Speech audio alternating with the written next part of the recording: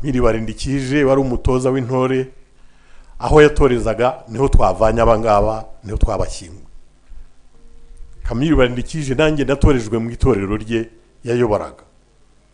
Itorero ritavanguraga, ryarimo abahutu, abatwa n'abatutsi, yewe harimo n'abatwa benshi kurusha abandi tuvuga muri ibyo byiciro by'icyo gihe.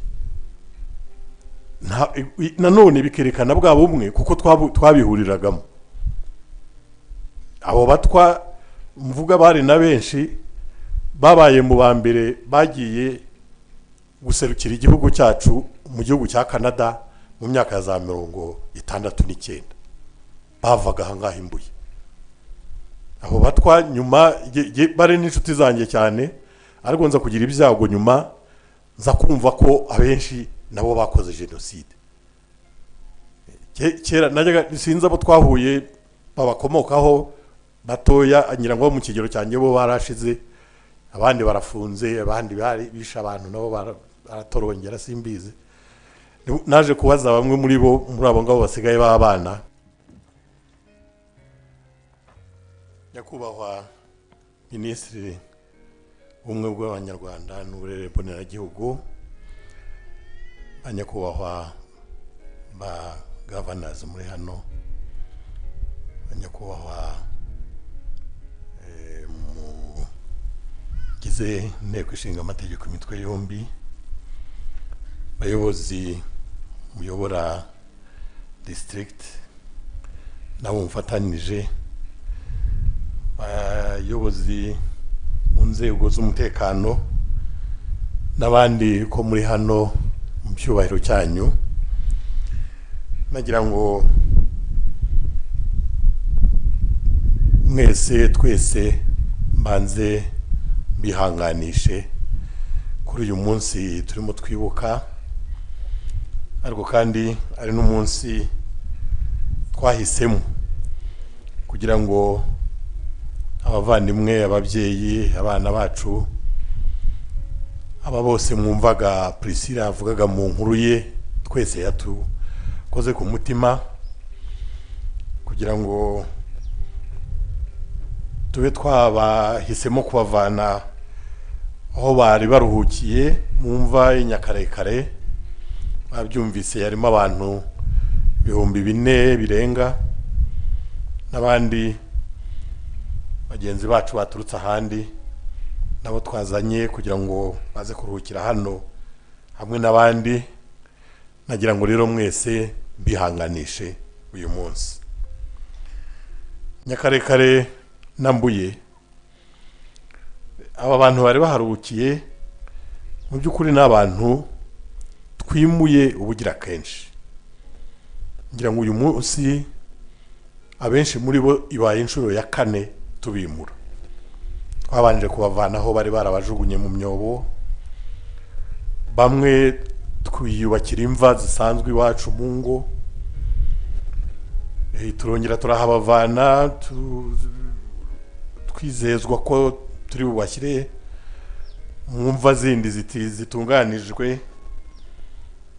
Imbuye tugira n'ikibazo rwose, byaratugoye cyane kuko bamaze igihe kitari gitoya mu biro bya segiteri, twarabuze aho tubashyira. Ariko nanone kubera kureba kure no ku n'igishyika leta yacu n'ubundi igirira abaturage, twaje kubasha gufashwa bava muri segiteri aho bari tubashyira mu mva iri hari Nyakarekare. Byaratugoye, ariko abantu bose barafashanya, saba barokotse gusa n'abandi baradutabara. Abo bantu tubashyira ahantu bari baruhukiye.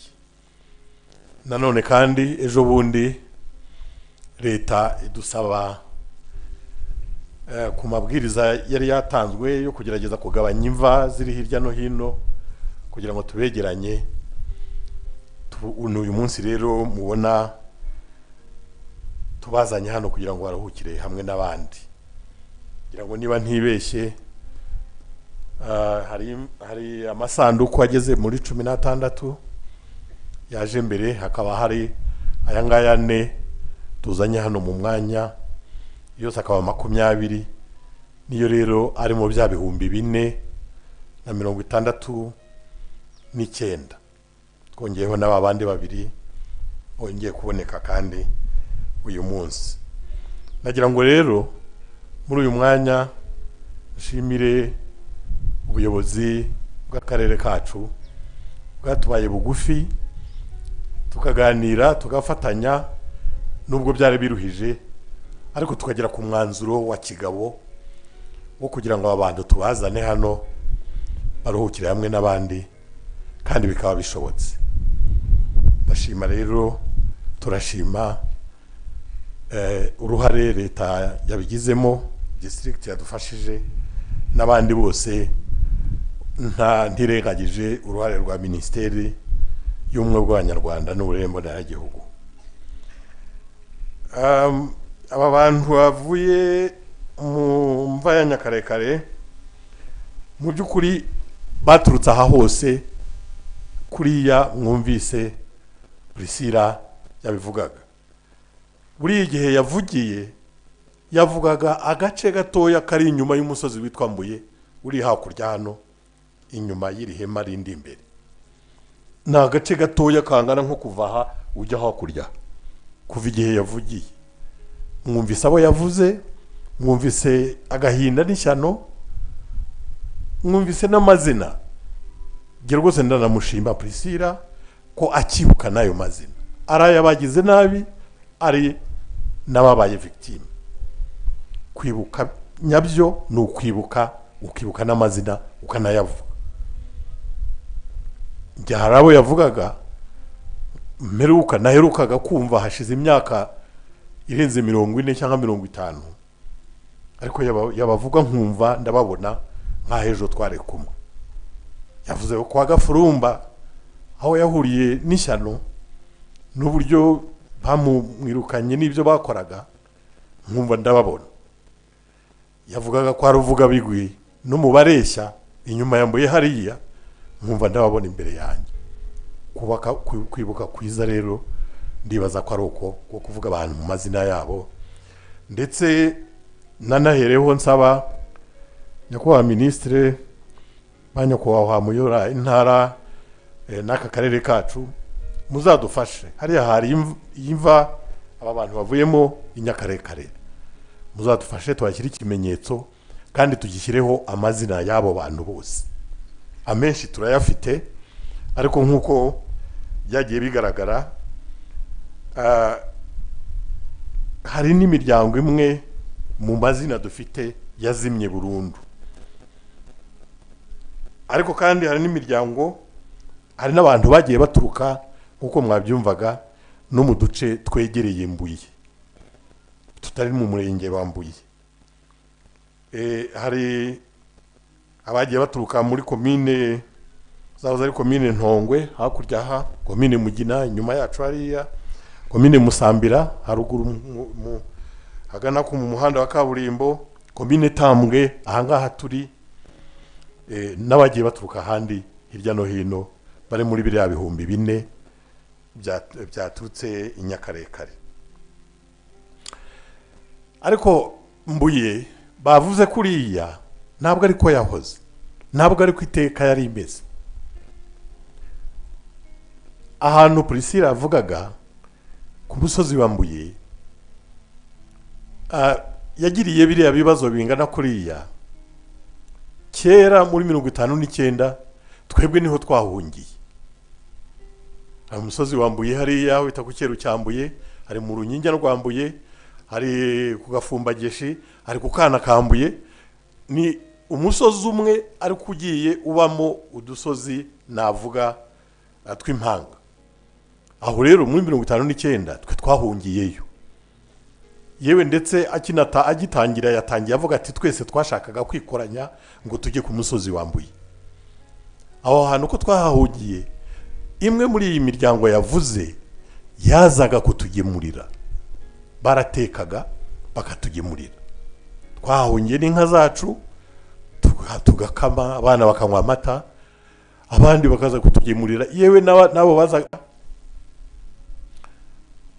Mbuye hano ntabwo habaye intambara hagati y'abahutu n'abatutsi nkuko bijya bivugwa hirya no hino, cyangwa se gushyamirana hagati y'abahutu n'abatutsi.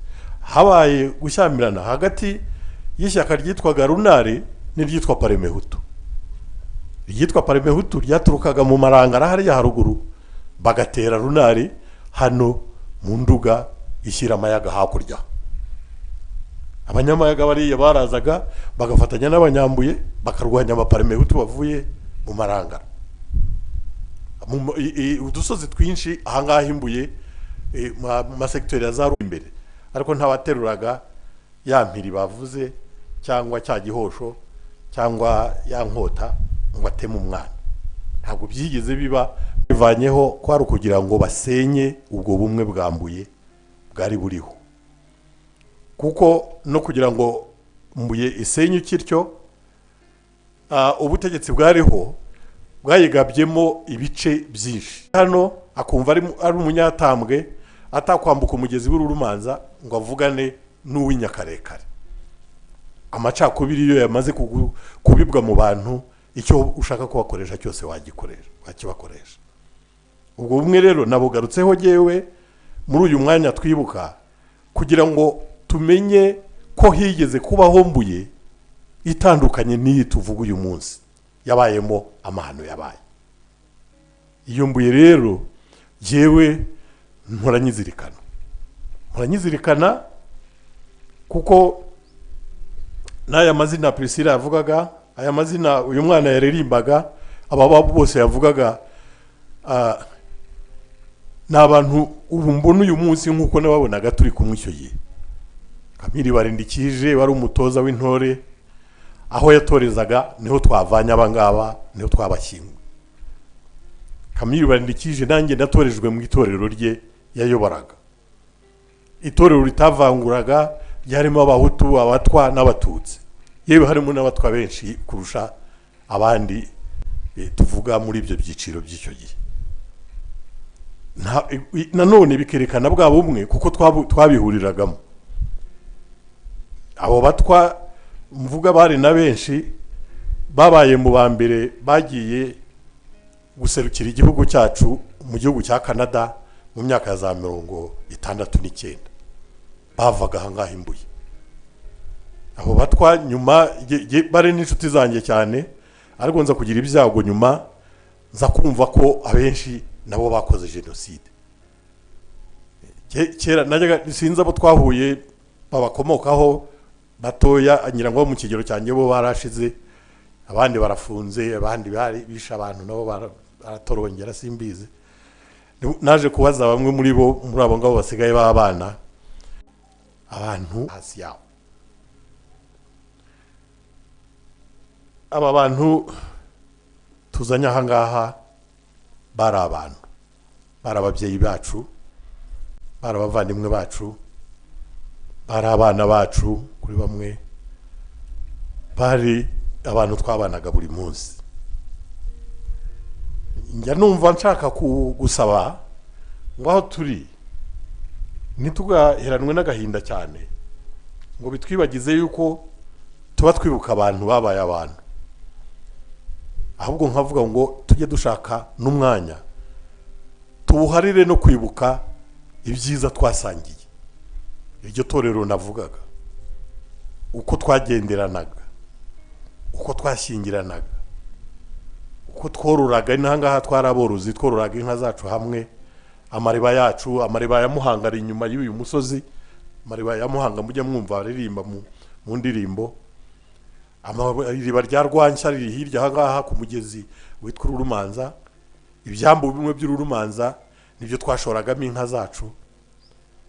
Uwashoye agakukiriza igiti cyuma, n'igiti cyuma yakukirizaga Inyakabungo Kambuye.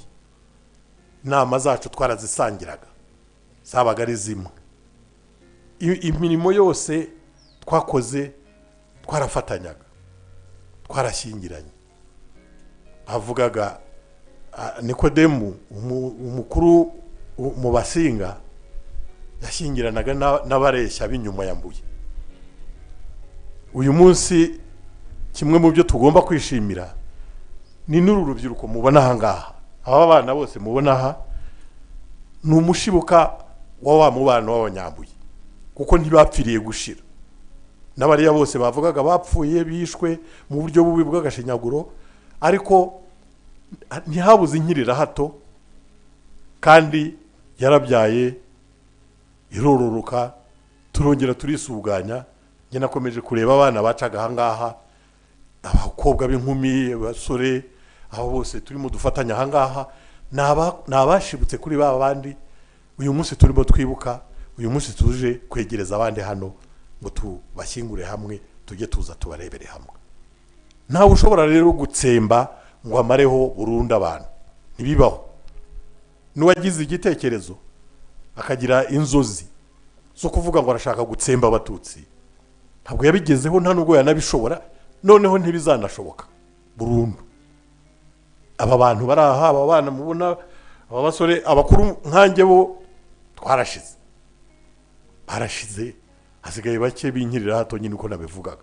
Ariko aba bana ibi byose dukora turabikora babireba, kandi turabibahereza ngo nabo babikomeze, babimenye, bamenye ko Mbuye izabaho kubera bo, kandi nabo bakabikorera abangaba batabashije kubisoza uko babitangiye. Nicyo kintu numva gikwiye kuba isomo rikuru rikwiye kuva muri iyi mihango tugira, muri ibi bikorwa byo kwibuka, ko abantu badashobora gushira ngo bapfire gushira barimbuke, ntibishoboka. Umwanya nk'uyu nguyu rero, nyakubahwa Minisitiri, nagira ngo ube n'umwanya wo kugira ngo tugutume ku buyobozi bw'iki gihugu, tugutume ku muyobozi w'iki gihugu, ngo umutubwirire ngo Abanyambuye baramushima, yaradutabaye mu bihe byashize, yazamutse Karuvariyo, yigereye hariya hejuru. Ibyo yavuze n'ubu turacyabifite mu mutima wacu, kandi ibyo yatwijeje yarabikoze. Mutubwirire muti Abanyambuye baraterereye, baratekanye, bafite umutima hamwe, barebuka babo, ariko barabivanamo imbaraga zo kugira ngo biyubake kandi bubake u Rwanda. Mutubwirire ngo Abanyambuye baragushima, ngo kandi ziriya mbaraga wakoresheje nabo mwafatanije n'ingabo zari zarapiye uwo munsi, izo ngabo uyu munsi ziyongereye ubushobozi, zikanavanga, zigashyiramo Abanyarwanda bose nta gutoranya. Mutubwirire uti barakwizeye, Abanyambuye barakwizeye, bazi ko nta kizongera kubameneramo muhari, ari mwe, ari n'izo ngabo, ari n'abandi mufatanije, ngo kandi barifuza yuko mwahamana kuko bakubonamo umugabo w'umwizerwa, umugabo wagejeje ku byo yabejeje, kandi ufite n'ibindi ubazigamiye mu gihe kiri imbere. Ngo Abanyambuye rero muri kumwe kandi baragushyigikiye, ubwo butumwa muzabudutangire. Banyakubahwa, ntabwo umutima wuzuye intimba ntusobanura amagambo, ariko ibyo tutavuze namwe mu byibwire, mwumve ko tubashimiye kuba mwaje kudutera inkunga kuri uyu munsi twimuye abacu tubavana aho twarabashyize hagateganyo, noneho tukaba tubegereje abandi.